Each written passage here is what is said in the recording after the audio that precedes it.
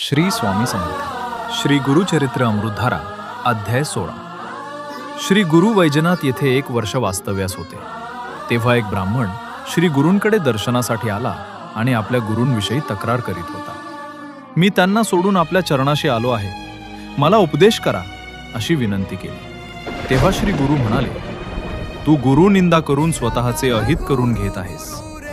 गुरुच ब्रह्मा विष्णू महेश्वर आहे आणि गुरु कृपेने सर्व साध्य होईल असा ब्राह्मणास उपदेश करून धौम्य मुनींच्या कथेद्वारे गुरुभक्तीचे महात्म्य सांगतात. धौम्य मुनींनी आपल्या शिष्यांची परीक्षा पाहण्यासाठी पहिल्या शिष्यास शेतीला पाणी देण्यासाठी सांगितले, दुसऱ्या शिष्यास शेतीची मशागत करून धान्य घरी आणण्यास सांगितले आणि तिसऱ्या शिष्यास गोधनाचे रक्षण करण्याची आज्ञा केली. सर्व शिष्यांनी मनोभावे गुरूंनी सोपवलेली जबाबदारी पूर्ण केल्यानंतर त्यांची गुरुनिष्ठा व प्रेम पाहून त्यांना वेदशास्त्र संपन्न केले. आपली चूक ब्राह्मणास कळाली व मरणाशिवाय दुसरा पर्याय नाही असा विचार तो करू लागला. त्यावेळी श्री गुरूंनी त्यास अविचारापासून मुक्त करून आशीर्वाद दिला.